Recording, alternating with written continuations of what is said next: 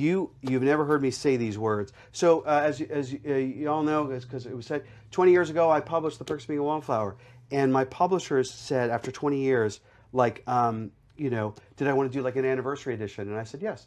The thing was with the anniversary edition, I didn't want to just like add a couple of questions to the back at the book guide and call it, slap a sticker on it and call it something new when it's not. What I wanted to do was actually use the 20 years later. And I want to share this with you and say thank you.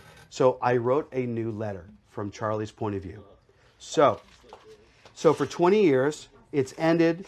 The book has ended, and I will believe the same about you. Love always, Charlie.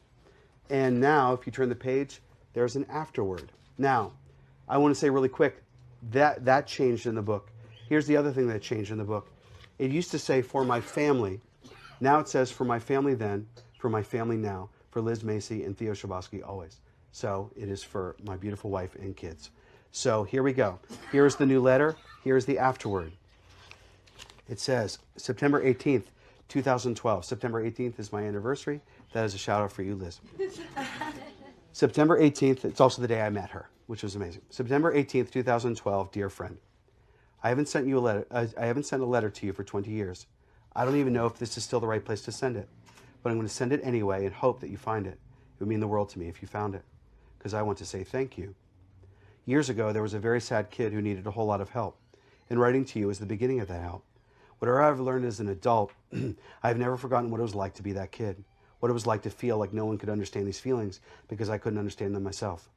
I've never forgotten feeling sad or crazy or depressed or outside of my own self and own body. And on the great days, I have never forgotten what it was like to go on those drives with those songs, with those beautiful people whom I still call friends.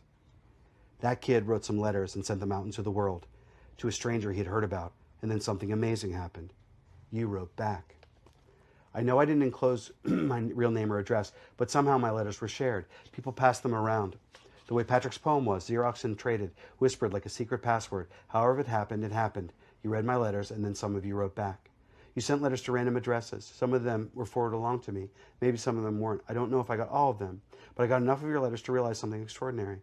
And if you could see the boxes and boxes of letters that I've received for the last 20 years, you would know what I know once and for all, forever and always.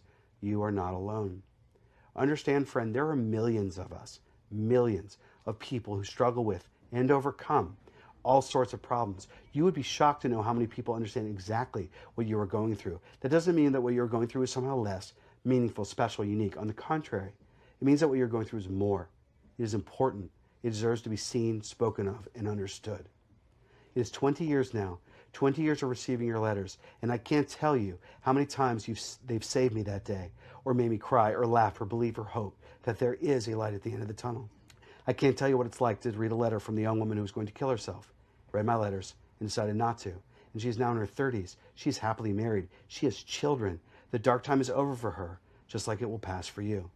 So if these words make sense, if you have known these stories yourself, if you have experienced or witnessed abuse, physical, sexual, emotional, if you have struggled with mental illness of any kind or love someone who does, if you are surrounded by those who call what you are different instead of beautiful, if your mind or body has cried out for peace and acknowledgement and understanding, just know you are part of an infinite family, the people who have been through terrible things and survived them.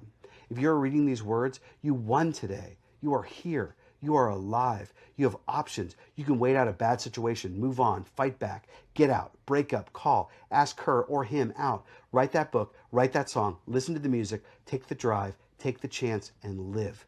Whatever strategy you choose, you win. There are so many more of us than there will ever be of them. And we can find each other, and we can help each other, and we can talk to each other, and we can build great lives. Happiness is not this thing for other people. It is for you. It is for me. It is for all of us. We all get an ending. Whether or not it's happy is up to us. That is my long way of saying thank you, dear friend. 20 years ago, a young man wrote some letters. You wrote him back, and a grown man was inspired to write again. So just in case this ends up being my last letter, I want to answer one question, the question I've been asked the most since your letters found their way to me. Whatever happened to Charlie? And I can tell you what happened to Charlie in 3 words. He made it, and so will you. Love always, Charlie.